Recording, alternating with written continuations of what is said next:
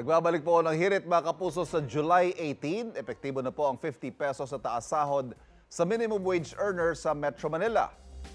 Ayan, magiging 695 pesos na ang minimum wage para sa non-agriculture sector. Habang 658 pesos naman para sa agri-sector. Mga service o retail establishment na 15 pababa ang empleyado at manufacturing na wala pang 10 ang tauhan. Pero sa ilang manggagawa, sapat kaya ang aumento ito? Ano yung masasabi niyo sa dagdag na 50 pesos na daily minimum wage po sa NCR? Kulang po eh, hindi sapat yun. Para sa akin yung 50 pesos, okay na rin yung kaysa wala, di ba? Sa panahon ngayon, yung 50 pesos hindi pa rin siyang enough para sa bilihin natin. Kulang na kulang yun sa dalawang anak. Sapat po ba yung 695 pesos na daily minimum wage? Sasapat siya if siguro para sa iyo lang. Pero kung for family, hindi po siya sasapat. Hindi. Kasi presyo pala ng kuryente, tas tubig, tas yung pagkain. Magkano yung bigas ngayon? Nasa 60. Sa akin ma'am, kahit wala akong single ako, kulang pa rin yan ma'am. Bayaran ng tubig, kuryente, pagkain pa, kulang lahat talaga yan. Ang issue ng minimum wage ang tatalakayin nating issue ng bayan. Ang tanong, magkano nga bang sapat na sahod para sa pamilyang Pilipino? Pag-uusapan po natin yan kasama si Rosario Guzman, ang research head ng economic think tank na Ibon Foundation. Ma'am, good morning. Welcome. Good morning. Sa unang hirit. Unang tanong ko po, ano ang reaksyon ninyo bilang isang researcher, bilang isang bahagi ng Ibon Foundation sa 50 peso increase? Ito ba'y sapat para sa pamilyang Pilipino?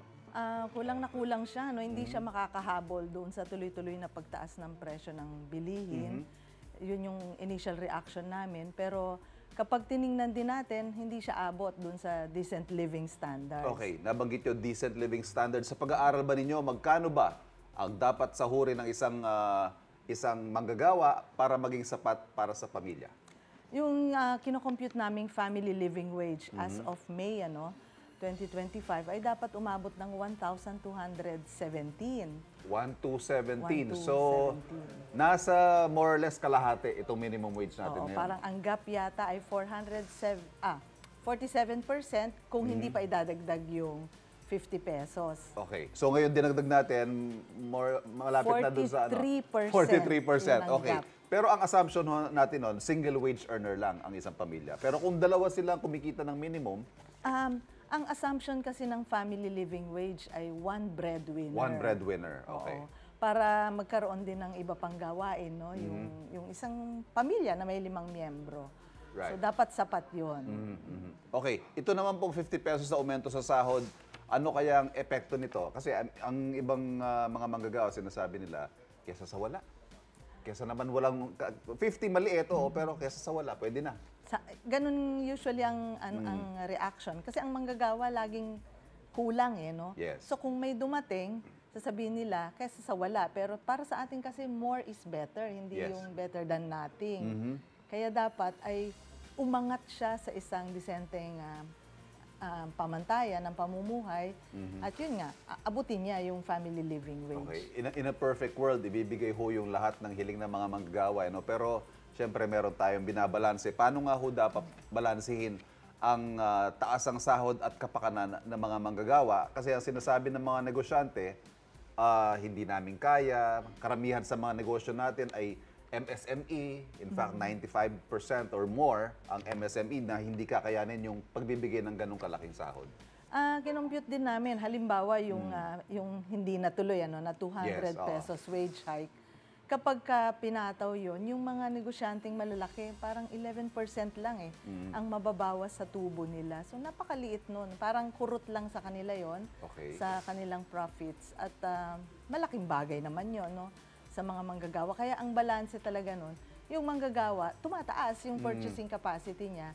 At dahil doon, nagiging masigla rin yung negosyo. So sana ganun tingnan ng ating mga negosyante na yun ay makabubuti sa buong ekonomiya. Ito, may dadagdag ko lang ho.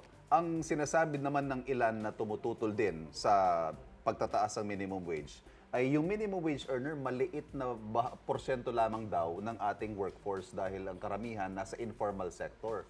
So in effect, you are benefiting a small percentage of workers Tapos ang inflationary effect napakalaki. Ano hong masasabi niyo ron? Well, ang isang makikita natin, yung employed, no? If you look at the employed, yung fully employed. Yung nasa formal sector. Oh, formal. 58% ay wage workers. So pag sinasabi nila na, kasi sa pagtingin din natin, 74 of 100 employed ay informal workers. Right. Makikinabang pa rin yun kasi yun yung negosyo na pupuntahan nung konsumo. So, alimbawa, ang manggagawa pagka nagka-wage increase, hindi naman yan agad-agad magbubuk ng paboracay, di ba? Ang gagawin niya ay pupunta siya sa karinderya, Yes. babayad siya ng utang, o kaya ay bibili siya ng mga batayang pangangailangan niya. Having said all that, ma'am, sa tingin ninyo, ano ba dapat gawin ng gobyerno para sa mga manggagawang Pilipino?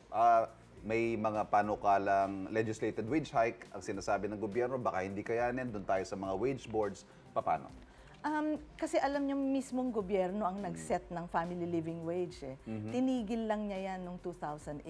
And it's in the Constitution na dapat ang antas ng ating pasweldo ay living wage. So dapat abutin Wala niya yun. pa tayo dito do sa upper middle income na yung target ng gobyerno, no? Malayo kasi pa tayo. parang wala. Malayo In fact, pa. nag-downgrade siya ng growth targets niya. At dahil doon ay makikita natin pahirap ng pahirap yung buhay ng ating mga manggagawa. Pangalawa, ay dapat tingnan din niya na yung pagtaas ng sahod ay beneficial, no, to the whole economy. Tapos ang nakakagulat sa amin ay yung sinet niya na poverty threshold o yung linya ng kahirapan na kadalasan ay pinagtatawanan na nga lang ng tao kasi napakababa, no?